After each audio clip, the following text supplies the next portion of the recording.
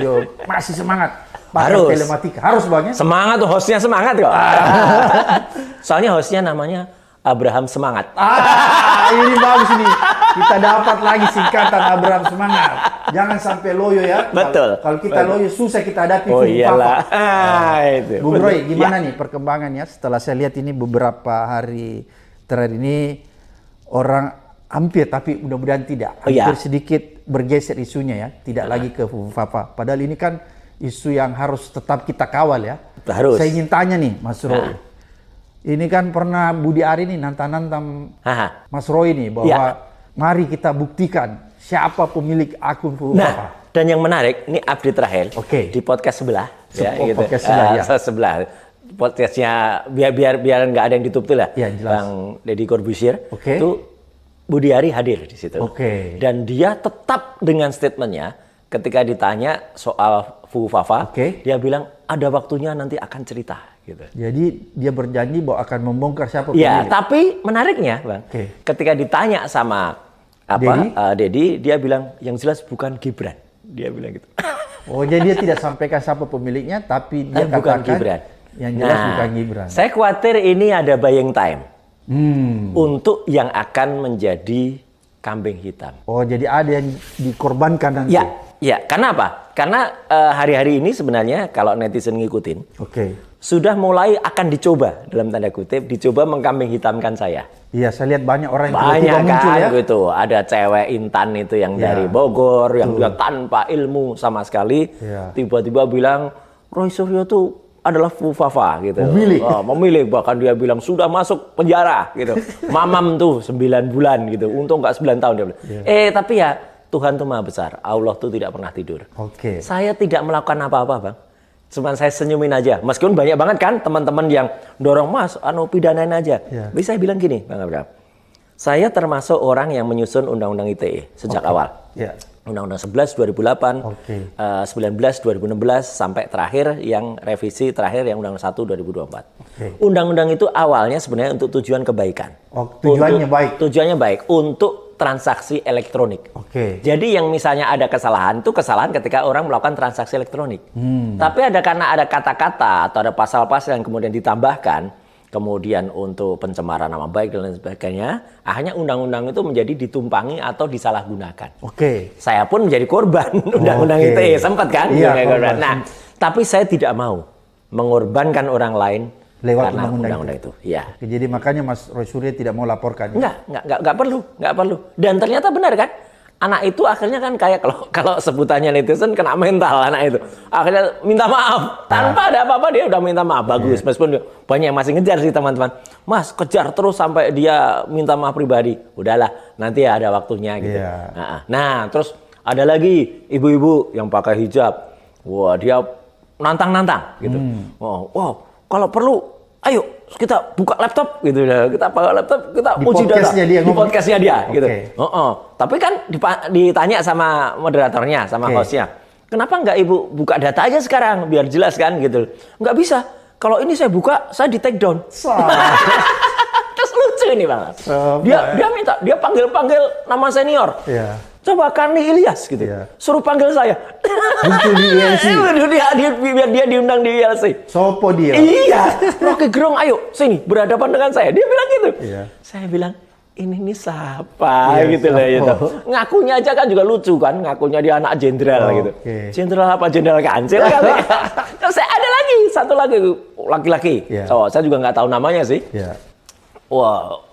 Setting backgroundnya ilmiah. Kayak ilmuwan, kayak buku-buku ilmiah, entah buku apalah pokoknya. Itu. Terus dia pakai, menurut saya sangat mengada-ada. Dia pakai bahasa quoted by gitu. Jadi Roy Suryo itu adalah Fufafa. Gitu. Wah, tapi dia terakhir dia malah beradu sama teman kita juga, Refli.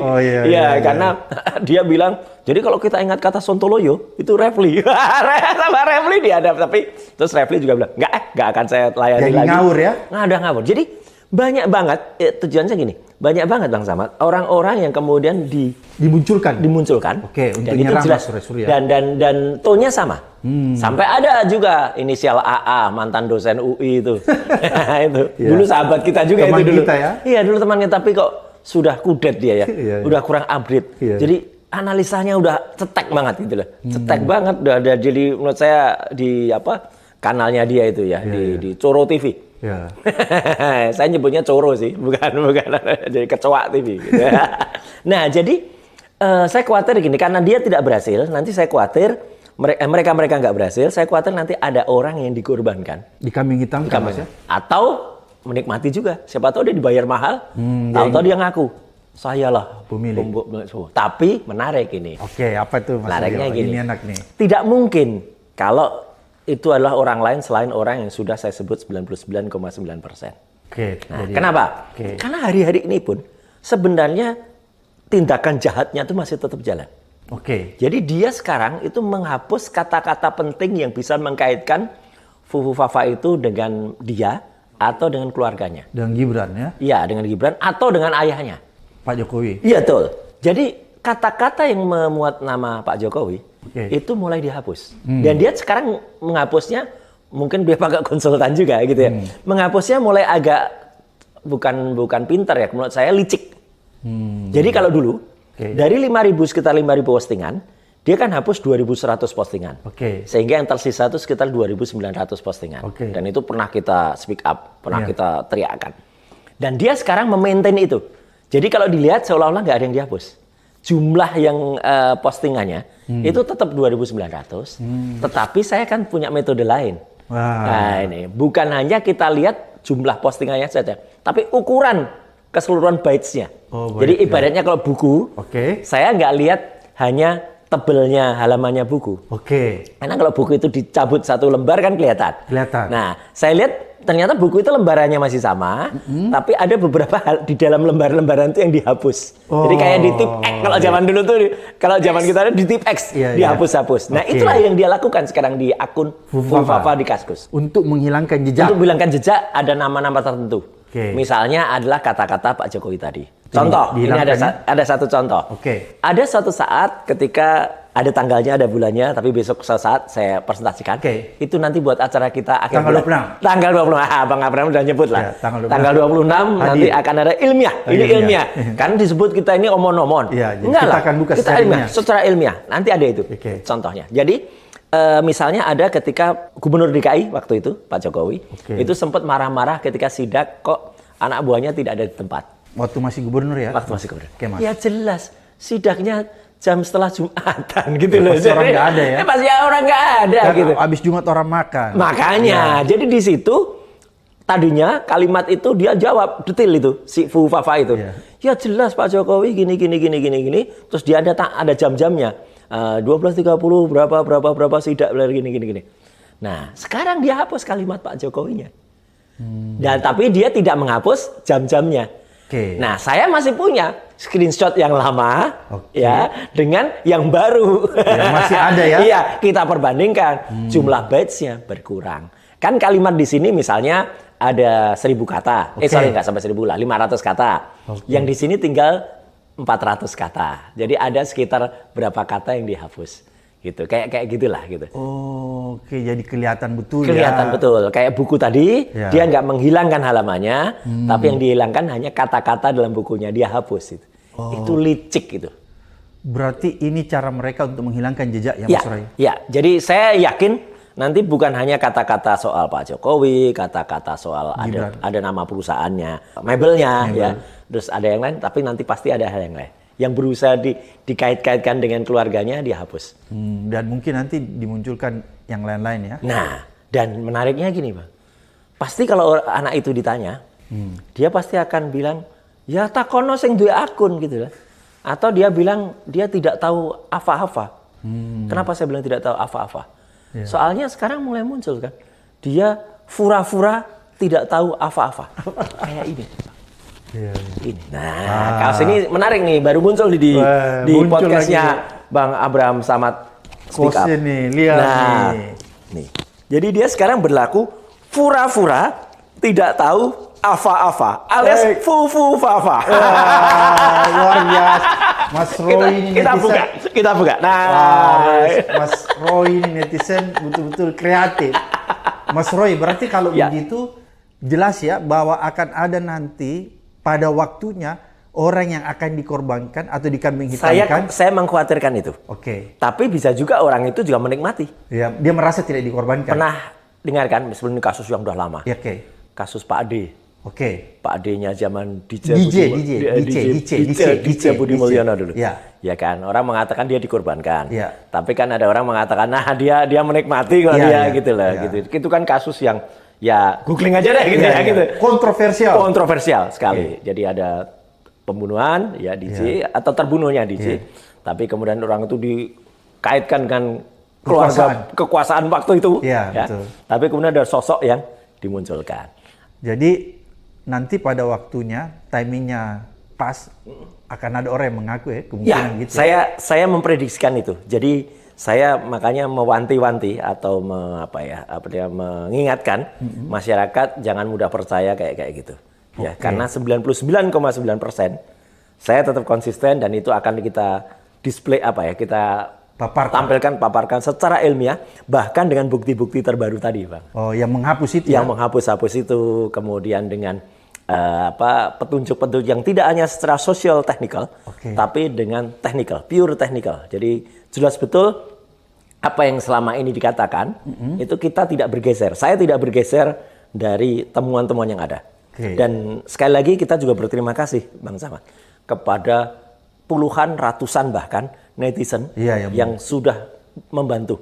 Kita kan sebenarnya kerja tidak sendiri, tapi semesta alam ini kan membantu. Banyak informasi dari netizen ya. Nah, ini pun juga terus terang yang soal penghapusan ini kan ada juga netizen yang kemudian mengeluarkan temuan kan. Tapi kan mereka tidak bisa menceritakan gimana. Nah, saya kan menggunakan metode ilmiah juga.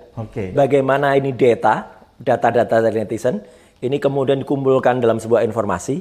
Informasi ini yang kemudian saya tuangkan dalam tulisan atau dalam pengetahuan yang nanti itu menjadi sebuah knowledge, pengetahuan. Harusnya knowledge ini kalau dalam metode ilmiah itu kemudian menjadi wisdom, menjadi kebijakan dari apakah itu aparat atau negara untuk melakukan sesuatu terhadap pemilik Fufafa itu. Jelaskan dia kan jelas sudah melakukan tindakan tidak terpuji atau tindakan tercela. Oke, menarik nih.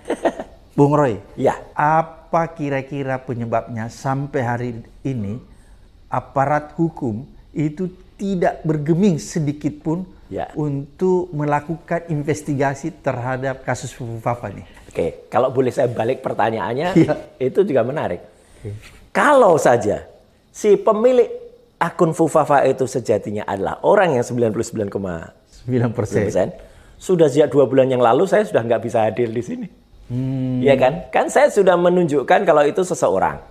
Ya kan? Tinggal ditindaklanjuti aja ya? Tinggal diambil malah saya, ya kan gitu. Kalau itu tidak benar. Betul. Bahkan saya sudah dilaporkan oleh kelompok yang menyebutnya waktu itu pasukan bau tanah. Bukan pasukan bau tanah, bawah tanah. Tapi saya menyebut, lah kalau pasukan bawah tanah kok tiba-tiba muncul kan nggak konsisten dia kan. Ya udah bau tanah lah dia. Udah hampir bau tanah lah dia. Nah, tapi itu pun kan tidak ditindaklanjuti. Kenapa? Karena jawabannya kalau ditindaklanjuti, kita kan percaya penuh Polri ini memiliki alat yang luar biasa canggih. Nggak usah kayak Kaskus yang servernya ada di Indonesia. Kaskus itu kan servernya di Indonesia. Sejak dibikin oleh Andrew Darwis dan kawan-kawan di Amerika waktu itu, masih pakai domain.us, kan pernah kemudian setelah kena virus Brontok waktu itu kemudian dipindah servernya ke Indonesia. Sekarang ada di Indonesia atau sudah semenjak sekitar belasan tahun ada di Indonesia. Jadi kan sebenarnya mudah banget kan untuk melakukan tracing terhadap itu. Tinggal ambil saja log dari servernya Kaskus di Indonesia lagi, pemiliknya juga di Indonesia lagi. Nah, itu kan udah jelas siapa yang pernah login di situ. Dan siapa yang pernah login kan sebenarnya sudah dibuka juga oleh para netizen. Dan saya rapikan itu dalam sebuah information tadi.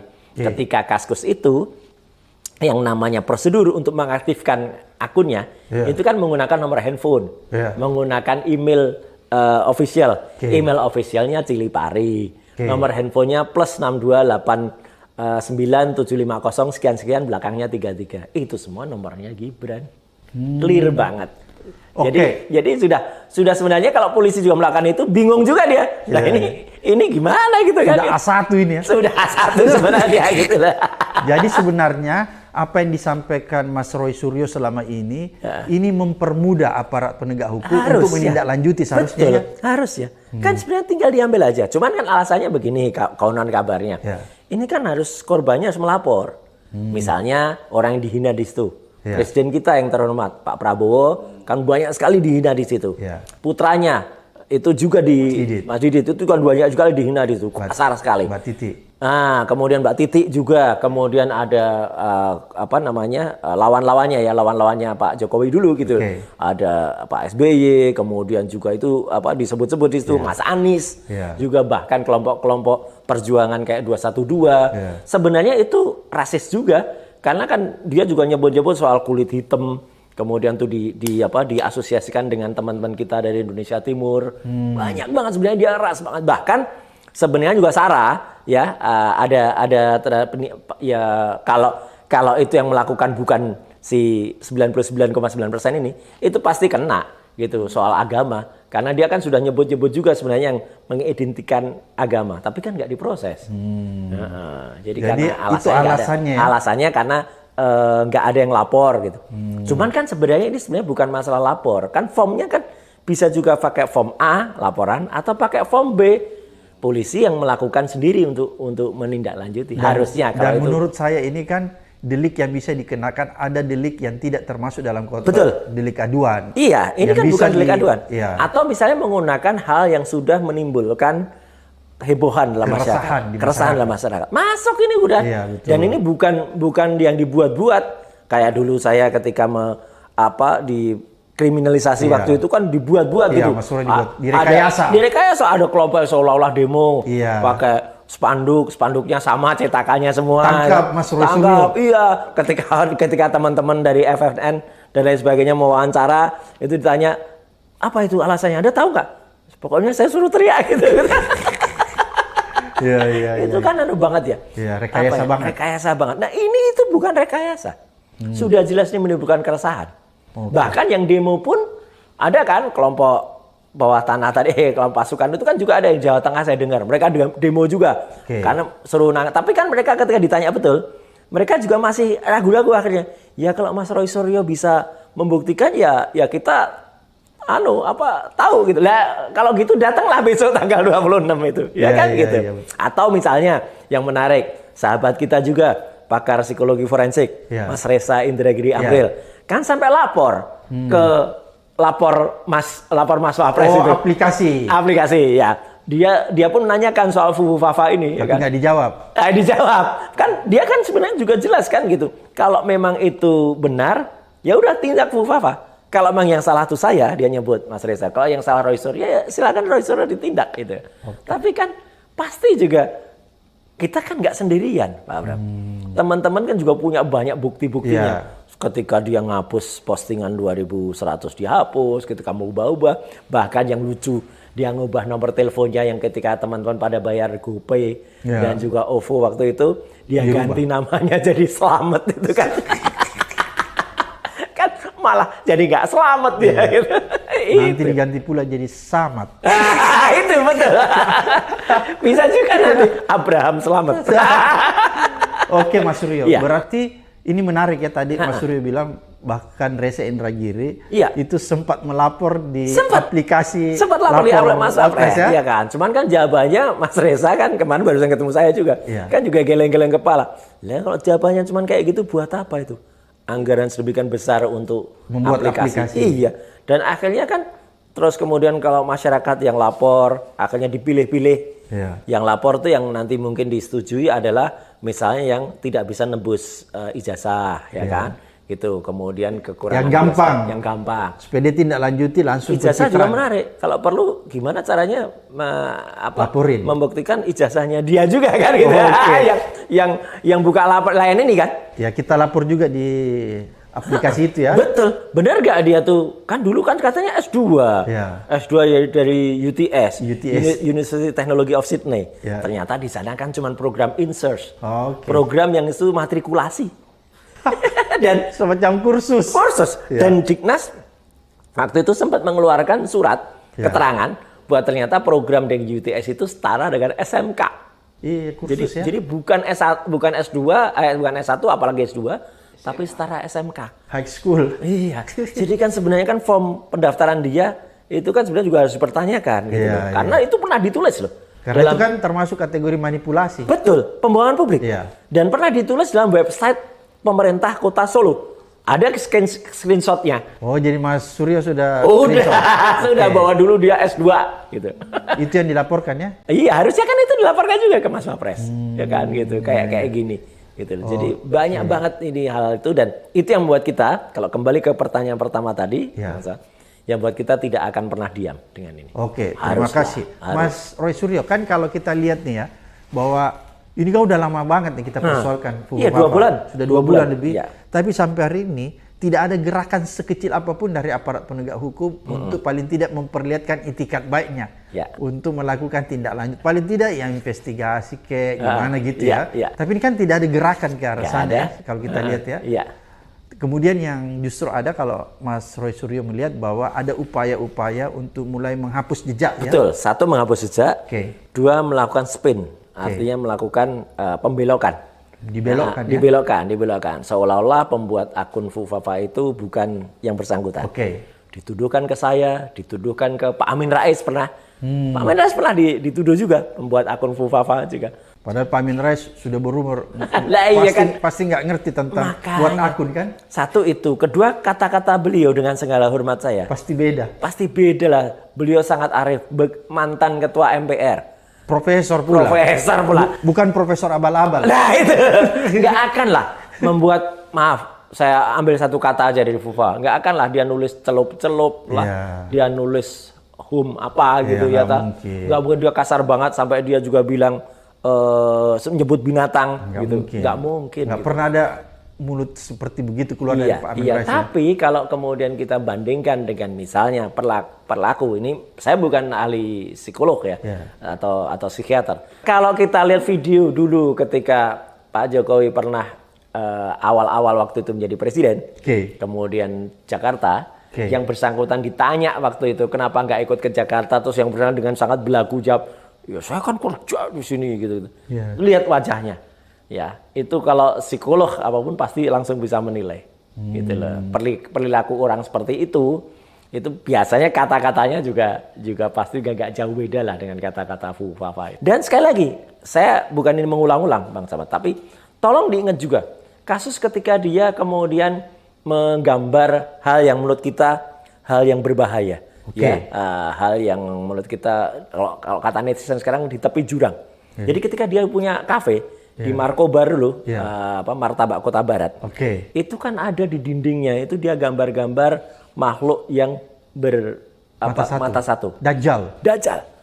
Dia Illuminati atau Cyclops gitu. Tapi kan dia berusaha menjelaskan, oh ini enggak, ini kan ada maksudnya dia rubah maksudnya ya. Iya, dia sama seperti kalau penjelasan dia selalu mengatakannya ngeles gitu. Tapi akhirnya dihapus gara-gara desakan dari forum agama tertentu waktu itu. Jadi kan artinya ya memang anak ini kepribadiannya memang aneh gitu loh, itu aneh. Jadi secara psikologis harusnya bisa diteliti ya. Betul, harus. Tapi kan sekali lagi itu bukan bidang saya. Saya hanya mengungkap kebenaran fakta 99,9% yang ada di akun Kaskus Fufafa itu. Karena itu bidangnya. Mas Roy, ini kan menarik ya, seolah-olah kita ini mau dialihkan perhatian kita semua nih. Banyak lah yang mau mengalihkan. Dibuatlah kasus, direkayasa lah Tom kasus Tom Lembong, direkayasa lah kasusnya Pak Said Didu. Kemarin Mas Adi, saya appreciate banget Bang Samad dari pagi sampai malam, dan ibu-ibu. Ibu-ibu ya luar biasa. Kita sih masih muda nih Mas Roy, tapi ibu ini kan kasihan ya. Yang menjaga betul sahabat kita. Yang saya melihat begini ya Mas Roy, banyak kasus yang direkayasa. Yang dikriminalisasi dan kemudian dimunculkan akhir-akhir ini ya, kasus Tom Lembong, kasus Said Didu. Jadi saya menangkap kasus ini dikriminalisasi, direkayasa sekaligus untuk memojokkan orangnya dan sekaligus untuk mengalihkan perhatian kita. Agar kita agak lupa nih terhadap Fufafa dan sekaligus mengkriminalisasi yang bersangkutan. Dan sebenarnya banyak, kalau kasus yang lain itu banyak. Ada yang memang peristiwanya ada, tapi kasusnya dibikin berlebihan. Pernah ingat kasus Vina Cirebon? Oh iya. Yang berbulan-bulan. Padahal kan itu memang ada peristiwanya, tapi kan tidak sepatutnya begitu. Terus pengeroyokan atau pembunuhan penjual gorengan.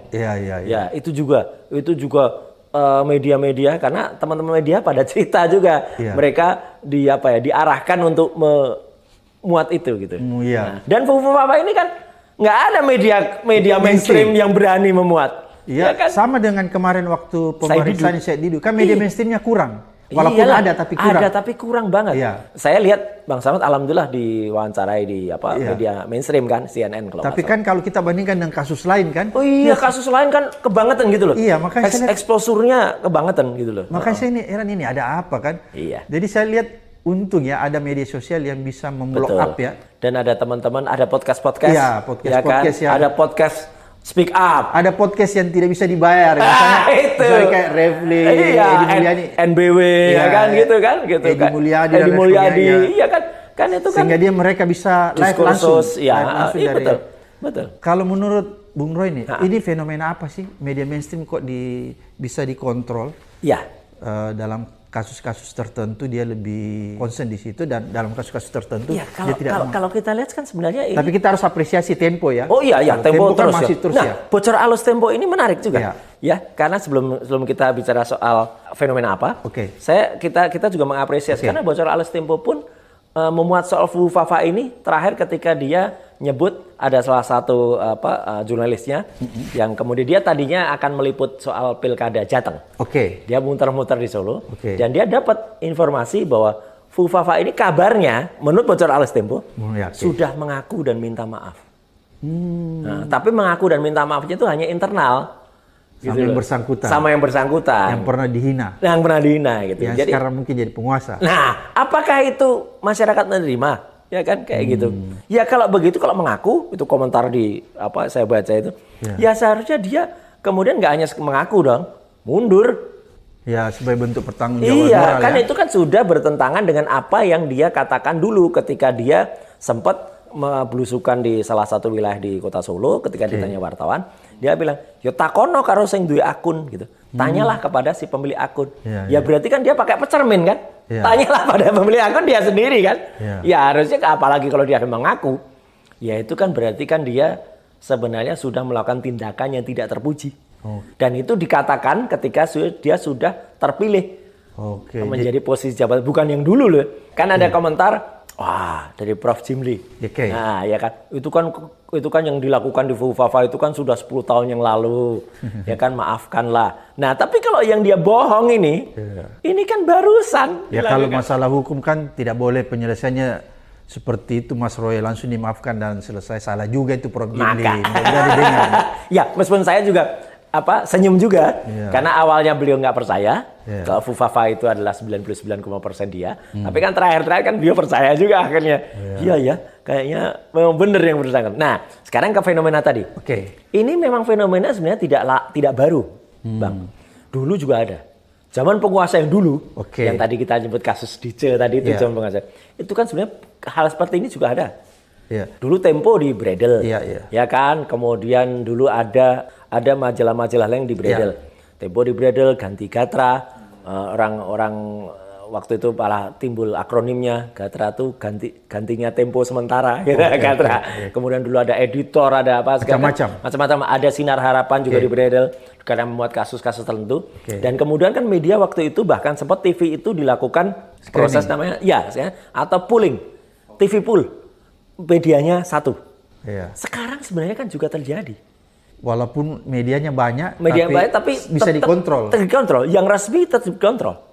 Kan sekarang media yang resmi itu kan dikontrol. Tayangan visualnya itu ada beberapa event yang dia tidak boleh membawa kamera sendiri. Misalnya di istana, ya kan? Iya, udah nggak boleh bawa sendiri. Atau ketika proses membawa bendera upacara 17 Agustus kemarin ke IKN. Itu kan nggak boleh ada kamera yang ngikut. Karena kalau kamera yang ngikut dia bisa ngeliput bener IKN tuh, ternyata tiangnya cuman bungkusan, ini ternyata cuman poster, ini ternyata cuman apa gitu. Atau sekarang ngeliput ke IKN, lihatlah IKN sekarang kayak apa gitu. Nah dulu juga dulu kejadian-kejadian kayak gitu ada. Kalau sekarang kan juga. Bang Samad ingat nggak kasus tiba-tiba banyak jurnalis beneran di istana. Terus tiba-tiba penguasa lama Pak Jokowi waktu itu seolah-olah bikin konferensi pers, seolah-olah, yang mikrofonnya pakai mikrofon, pakai handphone yang itu ternyata settingan, press conference settingan, itu kan, itu palsu. Nah itu, jadi menurut saya ini memang ya fenomena-fenomena semacam ini tuh memang kepalsuan-kepalsuan yang diciptakan untuk kemudian membuat masyarakat, kan masyarakat bagaimanapun juga itu kan terbatas. Manusia dibuat atau ditakdirkan oleh Allah Subhanahu wa taala kan hanya memiliki 2 mata, 2 telinga, kemudian terbatas kan. Nah, kalau waktu kita pun untuk melihat televisi, yang televisi sekarang isinya sudah menurut saya sudah hanya media searah saja. Corong pemerintah. Dan kemudian media sosial pun sudah dibombardir dengan yang hoax. Saya sih melihatnya hoaxnya itu. Dan banyak juga media sosial mereka sudah kuasai. Kayak channel-channel tadi Coro TV lah, apalah gitu. Nah itu kan kemudian kan terbatas juga. Apalagi masyarakat kita.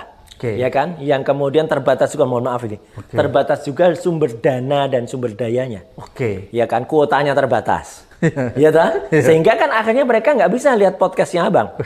Ya kan, mereka hanya sempat lihat TikTok. Isinya TikTok.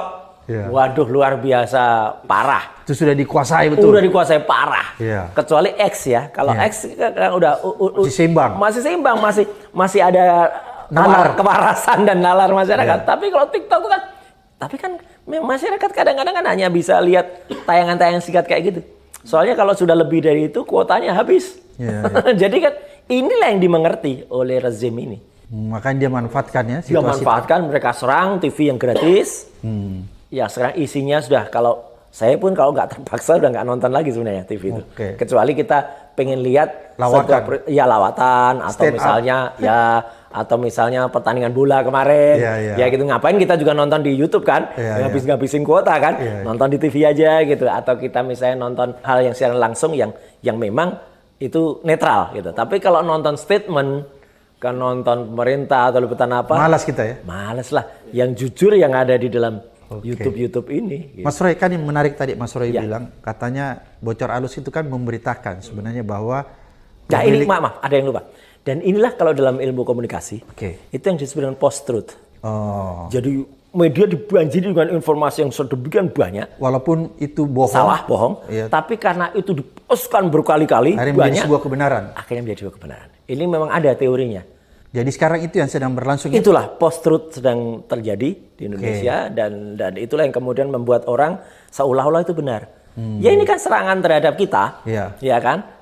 Serangan terhadap Bang Said Didu, serangan terhadap Bang Lembong, itu kan dibombardir sehingga orang melihat, dan konyolnya kan beberapa juga percaya. Ya ada yang percaya. Ada yang percaya gitu sampai saya. Tapi kalau kemudian kita ikut terlibat di dalamnya, kayak misalnya pancingan, saya misalnya melaporkan si Intan tadi, kan jadi pemberitaannya ke situ. Belok kan, hilang yang memberitakan Fafanya kan. Jadi makanya kita harus cerdas. Nggak usah terpancing. Betul, gitu. Refli juga nggak usah terpancing dengan si Sontoloyo ini gitu. Dan sekedar membesarkan seseorang. Yang mau ngikut-ngikut, yang mau nantang pakai laptop itu tadi. Sopo dia. Mas Roy ini kan menarik tadi. Mas Roy bilang si Bocor Halus Tempo kan, itu memberitakan bahwa sebenarnya yang bersangkutan, yang pemilik akun Fafa itu sudah minta maaf langsung kan? Tapi kan Mas Roy harusnya itu permintaan maaf harus bukan secara internal. Dia sekarang sudah pejabat publik. Kita sebagai rakyat membiayai dia loh. Pajak kita ya? Loh iya. Pajak lagi dinaikkan sekarang. Pajak lagi naik nanti 12%. Sebentar lagi. Tapi kayaknya nih, ya kita tunggu aja. Kayaknya sebuah sektor ya. Indef juga mengatakan itu tidak logis gitu. Dan kemudian kenapa kayak ini kok nggak kreatif ya pemerintah tuh, kayak kalau berburu di kebun binatang gitu. Lu iya kan? Kenapa yang dikejar itu adalah rakyat yang sudah patuh untuk membayar pajak? Yang menengah ke bawah. Yang di atas nggak dikejar. Makanya yang di atas, atau dikasih fasilitas lagi yang di atas. Betul, kalau mau berburu itu ya di hutan lah. Mencari-cari sumber pajak yang lain. Tambang atau apa gitu loh. Enggak rakyat yang sudah patuh mau nanti semua dinaikin, dan nanti korbannya kan masyarakat. Kita yang di level bawah ya. Betul, dan itu akan terasa betul loh nanti. Ketika sumber dana kita mulai terbatas, ekonomi yang tadinya diinginkan kalau dengan naiknya pajak itu akan naik, kata pengamat ekonomi ini itu justru akan menurun. Karena apa? Karena rakyat tidak mampu untuk kemudian menyuplai itu. Mas Roy, kita kembali ke Bocor Halus. Itu kan tadi sebenarnya dia udah minta maaf dulu. Tapi dia tidak minta maaf secara umum, terbuka kepada publik. menurut Mas Suryo ini, misalnya kalau yang bersangkutan minta maaf secara publik, apakah dimaafkan atau gimana? Tetap harus bertanggung jawab secara hukum? Iya, bertanggung jawab lah. Oke. Bagaimanapun juga seorang pejabat negara, apalagi pejabat nomor 2 negara, itu kan punya standar moral yang tidak boleh sama dengan rakyat. Dia standarnya harus tinggi banget lah. Ya, apalagi dia kalau terjadi sesuatu pada orang nomor 1, dia yang akan memimpin kita kan. Jadi Mas Roy Suryo ingin mengatakan bahwa kalau pejabat-pejabat penguasa itu dia punya standar integritas harus lebih tinggi daripada rakyat biasa ya? Anggota DPR saja. Ketahuan akses situs porno waktu itu, dia mundur. Iya. Hebat, hormat kita. Ya kan, meskipun ada yang ketahuan kemudian ngeles-ngeles gak mundur ya ada. Yang ketahuan, ada yang juga waktu itu akses situs judi online. Itu pun juga mundur si wanita itu. Ya kalau yang tadi yang ketahuan ngakses situs porno itu cowok laki-laki. Itu mundur kan, di shoot dari atas itu. Nah, tapi kan kalau mereka saja yang levelnya DPR saja itu sudah punya standar moral dan etik yang mereka mengetahui. Kenapa dia yang kemudian sudah jelas-jelas melakukan tindakan yang tidak patut, tidak terpuji, tidak mengundurkan diri. Itu kan banget ya. Negara ini benar-benar kayak mendapatkan musibah yang sangat besar gitu loh. Mas Roy Suryo, ini kan Menteri Kominfo udah diganti nih, sudah bukan ya, sudah jadi Komdiji. Ya, jadi Mutia. Apakah menurut Mas Suryo, Menteri baru ini punya kebijakan yang sama dengan Budi Ari mengenai konteks Fufafa? Nah, memberikan statement-statement yang seolah-olah juga membela. Kalau menurut saya, dengan segala hormat lagi ya, saya kenal betul siapa Mutia Hafid, ya, gitu. Dia pasti akan melakukan play safe, bermain aman. Dan dia diuntungkan dengan apa? Dengan kasus Fufafa itu muncul, dia pasti akan bilang, oh itu kan sudah dikatakan oleh pejabat yang dulu. Dia sih boleh-boleh aja ngeles gitu. Karena kan memang itu meledaknya ketika September ya, ketika sebelum dia dilantik. Tapi kalau soal judi online, dia harus bertanggung jawab kalau yang ini menarik ikut. Jadi kalau judi online, Menteri baru juga harus bertanggung jawab. Oh iya, karena tindakan polisi yang kemudian berhasil menangkap sekitar 10-11 orang pegawai Komdiji. Ditangkapnya kan pada saat pegawai Komdiji. Pada saat Mutia Hafid ya? Pada saat Mutia Hafid, meskipun itu kelakuannya mereka itu sudah sejak zaman Budi Ari. Tapi sampai kita bicara ini kan sudah lebih dari 20, sekitar 22 orang yang tertangkap. Tapi dia menurut saya justru kalau saya belum nyarankan kepada Mbak Mutia justru sebenarnya harus mengambil poin di sini. Dia harus tegas membuka kesempatan seluas-luasnya pada aparat periksa lantai 8 di ruang Merdeka Barat itu yang justru ada perangkat AIS itu dicek. Jangan dulu. Lantai 8 itu isinya apa, Mas? Mesin AIS. Mesin AIS itu mesin yang harganya sangat mahal, 250 miliar. Ya, dulu mesin itu kita rekomendasikan ketika saya masih menjadi Komisi 1 ya, untuk melakukan proses namanya crawling. Crawling itu mencari informasi apapun ya. Jadi mesin itu kita masukkan kata kunci. Dia bekerja dengan sistem AI, artificial intelligence. Kita bisa ditipu. Gitu. Mas Abraham, kalau misalnya gini, kan situs judi banyak yang menyamarkan supaya tidak terdeteksi. Misalnya kata judi itu ditulis JUD angka 1. Sama kalau kita biasa mau tulis Israel. Gitu, betul. Supaya tidak di take down. Ya kan orang-orang kan gitu. Nah, tapi mesin AIS ini itu pintar. Dia menggunakan artificial intelligence, apapun penyamarannya dia bisa membaca. Makanya mesin ini alhamdulillah berhasil dibeli oleh Indonesia tahun 2017. Dioperasikan pertama kali tanggal 3 Januari 2018 ya. Saya ngawasi betul itu, saya ikuti betul detail betul. Jadi tahu sampai lantai 8 apa? Nah, mesin itu akhirnya ditempatkan di lantai 8 dan semenjak Covid tahun 2020 ini penting banget ya. Semenjak Covid itu ada SOP, ada prosedur tambahan yang mesin ini bisa di remote atau dioperasikan dari luar. Karena ada work from home. Kan ada WFH. Nah, jadi itu bisa. Makanya ada gedung di Bekasi itu yang disebut gedung satelit. Gedung satelit. Satelit itu bukan satelit di atas, tapi ini gedung yang remote. Nah, harusnya ketika Budi Ari masuk menjadi Menkominfo tanggal 14 Juli 2023 ya, sampai dia berhenti tanggal 20 Oktober 2020. Dia melihat ada prosedur itu, dia tidak boleh bilang tidak pura-pura tidak tahu apa-apa juga gitu loh. Kembali nih kaos ini masuk lagi ya. Jadi dia nggak boleh pura-pura nggak tahu apa-apa. Dia harus tahu dia menteri kok. Jadi harusnya kan dia melakukan audit. Nah itu yang harusnya dikatakan atau itu harusnya diaudit oleh Mbak Mutia Hafid sebagai Menkom Digi sekarang. Yang baru. Kemudian dilihat jangan-jangan nggak cuma 10 orang yang kemudian terlibat. Semenjak mesin itu dioperasikan dari luar di remote dan kemudian yang kemudian polisi menggerebek gedung lantai 3 di Bekasi kemarin, itu harusnya tarik semua. Jadi jangan hanya kemudian disebut-sebut ada seorang namanya ZA, ya, Zulkarnain Aprilantoni, kemudian AK, ya, yang kemudian ada sampai sebelum dan terakhir perkembangan terbaru ada seseorang yang ditangkap di Jogja dekat rumah saya, gitu yang dia buron, ditangkap di apartemen Amarta di Sleman. Nah itu kan istrinya juga sudah jadi DPO, bukan DPO, dia tadi DPO, istrinya juga sudah ditangkap. Itu semua ditarik. Apakah mereka itu keterlibatannya hanya di mereka? Saya kok nggak percaya, Bang Abram. Masa sih mereka berani melakukan sampai dengan angka miliaran setinggi itu? Tanpa sepengetahuan? Yes. Atasan. Angkanya gede banget loh. Kemarin kan disebut angkanya 8,5. Sejak awal kan saya udah speak up juga waktu itu. Nggak mungkin hanya 8,5. Minimal 25 dan terbukti kemarin. Saya bicara udah seminggu yang lalu. Kemarin polisi membuktikan enggak, angkanya 24 juta minimal. 24 juta tuh untuk orang-orang selevel ini. Ya kalau atasnya, kalau itu ketika direktur, apalagi dirjen, apalagi menteri. Dan tidak bisa loh. Bang Abraham pernah di KPK. Jadi kan tahu, kan tidak mungkin sebodoh itu dia bilang nggak ada aliran dana yang langsung. Yang masa sih langsung, yang nggak mungkin lah pakai rekeningnya, ya kan? Kayak sekretaris MA lah, gitu. Ya kan, itu kan lewat cash di rumah, bawa duit di rumah, atau lewat saudaranya, ya kan? Kalau sekitarnya. Makanya, kalau kita lihat lingkungannya saja bisa terima, apakah itu saudaranya, pamannya, omnya, atau apanya, atau maaf sopirnya, itu terima kan, harusnya kan bisa digeser ke situ. Dan korupsi itu, Bang, maaf kalau saya salah, kan bukan hanya kemudian dia dibukti atau tidak dia terima uang. Betul. Tapi kalau negara dirugikan karena perbuatannya, kayak Tom Lembong, itu aja disebut masih potensial loss. Belum actual loss. Betul. Iya kan? Potensial saja kena. Apalagi ini sudah jelas-jelas actual loss.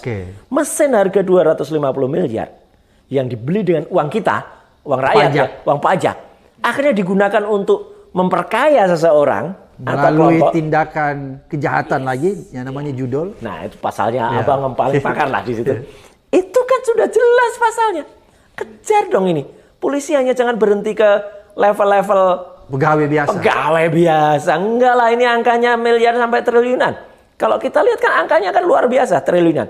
Kalau dari 2021 itu kan angkanya kan luar biasa besar. Misalnya kalau dalam angka yang sempat saya kumpulkan, itu kan kita bisa lihat angka judi online ini kan luar biasa meningkatnya. Berapa tahun 2021 ini sudah 57,91 triliun. Gila ya. 2022 104,42 triliun. 2023 377,5 triliun. Sekarang sudah mencapai 900-an triliun. Gila, ini dari judol ya? Dari judol. Memang orang mengatakan, ya itu kan uang rakyat. Rakyat kecil loh ini, Bang. Yang kena, yang mereka kenanya mulai dari 5.000, 10.000. Kalau sekalian, maaf ini bukan saya membandingkan ya. Kita mau ke Genting Highland di Malaysia. Kita mau ke Las Vegas. Masuk kita sudah ada kelasnya. Kita bukan orang kaya, nggak bisa masuk sana gitu loh. Dan yang dirugikan ya biarlah kalau orang kaya gitu loh. Tapi ini yang kena kan rakyat. Kasihan ya. Kasihan.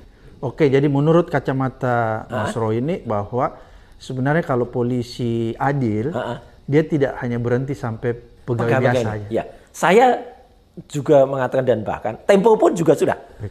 Sekali lagi kita appreciate Tempo. Tempo kan sampai disomasi sama Budi Ari. Gara-gara covernya itu bergambar jackpot wajahnya dia. Jadi kan disebut-sebut kenapa itu ngarah banget. Loh, menteri itu tidak boleh mengatakan tidak tahu apa-apa begini kan gitu. Dia harus tahu dong. Dia nggak boleh pura-pura nggak tahu apa-apa gini kan gitu. Dia nggak boleh fufa-fufa gitu loh. Dia harus tahu. Harus tahu ya. Iya, dia harus bertanggung jawab. Dulu misalnya ada kasus Hambalang. Ya. Meskipun ya itu ada aliran ke menteri apa ya atau ke teknikal. Itu kan dia juga bertanggung jawab gitu loh. Gitu loh. Jadi adil dong gitu. Gitu. Mas Roy, dan yang ironis menurut saya ini kan komentar Kejaksaan Agung. Oh iya. Sebagai aparat hukum. Iseng menyatakan bahwa itu cuma iseng, jumlahnya pegawai itu iseng. Itu kira-kira apa? Apakah Kejaksaan Agung ingin melindungi atau ingin melokalisir kasus ini? Ya, saya lebih baik menyerahkan jawaban ke masyarakat lah gitu ya. Artinya gini, itu ironis atau bahkan kalau saya pakai stiker itu terlalu. Oh, terlalu Maksudnya. Iyalah. Masa sih iseng? Iseng pun kalau akhirnya membuat kerugian, ya kena pidana. Misalnya orang nyopir di jalan. Dia iseng buang sampah. Ternyata sampah itu mengakibatkan pengendara yang di belakangnya kemudian menghindar dan jadi kecelakaan, meninggal. Keisengan dia berakibatnya menyebabkan dalam undang-undang lalu lintas dia kematian, kelalaian kan. Ini juga kalau dikatakan judi online itu ada misalnya Kejagung bilang itu iseng atau misalnya petinggi TNI juga ada yang mengatakan anggota saya ada yang iseng, nggak boleh dong, harus ditindak. Karena ini masalah hukum ya. Masalah hukum. Meskipun saya juga apresiasi juga ke TNI membentuk beberapa gugus tugas, ya. Ada Brigjen Ari yang di tempat judi online dulu. Brigjen Ari itu orang lingkar dalamnya Pak SBY gitu. Jadi menurut saya beliau harus tegas betul ya dalam menindaknya, beri contoh yang bagus ya. Kalau TNI bagus, insya Allah nanti juga Polri juga ngikut-ngikutan bagus, Kejaksaan Agung bagus. Ya orang-orang yang terlibat ini itu juga harus kena. Tapi kalau menurut saya lagi-lagi kalau misalnya meskipun Bang Abraham belum nanya ke saya, kalau menurut saya lebih baik mantan Menkominfo yang sekarang jadi Menko Koperasi itu dipanggil tidak dipanggil. Kalau menurut saya dia lebih baik dia declare atau dia datang. Itu akan gentleman. Satria. Iya. Dia datang menyerahkan, saya tahu ceritanya. Kan dia kan bilang gitu. Dia kan cerita di podcastnya Deddy Corbuzier. Saya ketika datang tuh tahu orang-orang ini terlibat. Lah kalau dia tahu tapi dia tidak melakukan apa-apa, itu apa Bang? By omission. Betul. Itu kena juga. Kena juga karena dia saya tahu orang-orangnya. Meskipun dia katanya dia merotasi, tapi kalau dia merotasi tapi ternyata masih terjadi, ya dia juga masih gitu. Berarti itu ada sesuatu ya? Ya, saya kira itu Bang. Jadi menurut saya moga-moga masyarakat juga tetap kritis, karena sekarang kuncinya di masyarakat. Dan masyarakat tidak boleh takut ya? Tidak boleh takut, dan netizen. Nah ini saya sekali lagi terima kasih kepada netizen, juga kepada podcast-podcast ya kayak podcast ini, kemudian podcast yang terus masih menyuarakan kewarasan. Ya, termasuk Tempo ya gitu, itu luar biasa. Itu terus mengkawal. Nah kalau itu yang terjadi, moga-moga Pak Prabowo bisa kemudian ya saya tahu dia mungkin alone ya, merasa sendirian, harus dibantu ya, dan moga-moga dia tegas juga terhadap orang yang paling terdekatnya kalau itu melakukan kesalahan. Berarti dengan kritikan kita yang selalu dari luar itu membantu Pak Prabowo ya?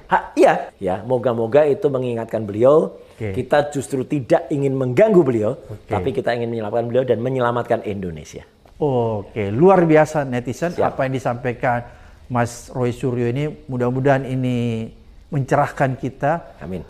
Menjadikan sebuah pelajaran berharga sehingga kita tetap bisa melihat sebuah kebenaran. Sampai ketemu di episode berikutnya di Abraham Samad Speak Up.